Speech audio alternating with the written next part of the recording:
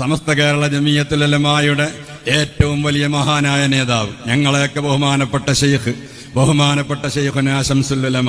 ഞാനൊക്കെ നിസ്കാരത്തിൽ ചില ഖവാത്തിറൊക്കെ വരുമല്ലോ, പല ചിന്തകൾ. ആ ചിന്തകൾ വരുമ്പോൾ അപ്പോൾ ഓർക്കൽ ശംസുൽ ഉലമയാണ്. ശംസുൽ ഉലമാനെ മനസ്സുകൊണ്ട് ഓർത്താൽ ആ ഖവാത്തിറുകളൊക്കെ അവിടെ ഇല്ലാതെയാകും. നിങ്ങൾ വേണമെങ്കിൽ പരിശോധിച്ച് നോക്കിക്കൊള്ളുക.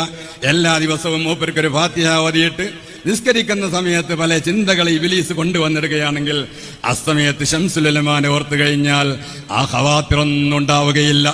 ഞാനൊക്കെ അത് അങ്ങനെയാണ് ചെയ്യൽ.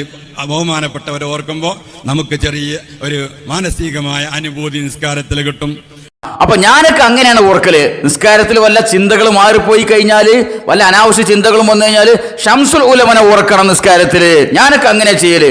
ഞാനോ ഏതായാലും പയച്ചു. അപ്പൊ കൗമേ, ഞാൻ മാത്രം പയച്ചാ പോരല്ലോ, നിങ്ങളും പയക്കണ്ടേ. അപ്പൊ നിങ്ങളും അങ്ങനെ ആലോചിച്ചാൽ മതി. ഒരു ഹംക്ക് പറഞ്ഞു കൊടുക്കാണ്. ഇവിടെ എപ്പോ ഓർത്താലും നിസ്കാരത്തിൽ ഓർക്കാൻ തീരും പാടില്ലല്ലോ. കാരണം നിസ്കാരത്തിൽ അള്ളാനെ ഓർക്കണ്ടേ, ശൈത്താന്മാർ ഓർക്കാൻ പോകണ്ട നിസ്കാരത്തില്. അങ്ങനെ തൊള്ളി തോന്നിയതാണ് പറയുന്നത്. നമസ്കാരത്തിൽ പോലും അള്ളാനെ ഓർക്കേണ്ടതിന് പകരം നിങ്ങളെ നേതാക്കന്മാരെ ഓർത്താ മതി എന്നാണ് നിങ്ങൾ ഒരു നൂറ്റാണ്ടായിട്ട് ഇവിടെ പഠിപ്പിച്ചുകൊണ്ടിരിക്കുന്നത്.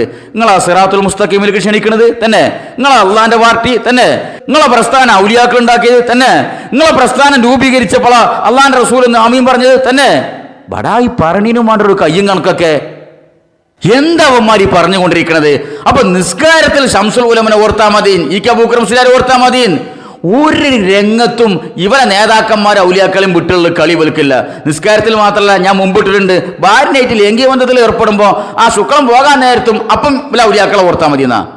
ഒരു സ്ഥലത്ത് ഒരു സ്വസ്ഥത കൗമിന് കൊടുക്കൂല, മനുഷ്യന്മാർക്ക് കൊടുക്കൂല. മനുഷ്യനാകെ റിലാക്സ് ചെയ്യുന്ന ഒന്ന് രണ്ട് സമയങ്ങളാണിത്. ഒന്ന് നമസ്കാരം, ഒന്ന് ഭാര്യനായിട്ട് ബന്ധപ്പെടുന്ന സമയത്ത് അപ്പോഴും കൊണ്ടുവരും, വലിച്ചുകൊണ്ടിരും, അവർക്കും കൊണ്ടുവരും ഔലിയാക്കൾ എന്ന് പറയുന്ന ഈ ചെങ്ങായിമാരെ.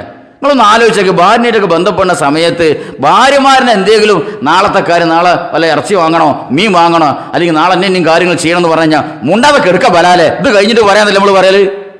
അപ്പോഴും വലിച്ചുകൊണ്ടിരും ഔലിയാക്കൾ, നിസ്കാരത്തിലും കൊണ്ടുവരും ഔലിയാക്കൾ എന്ന് പറയുന്ന ഇവരെ ഈ നേതാക്കന്മാരുണ്ടല്ലോ.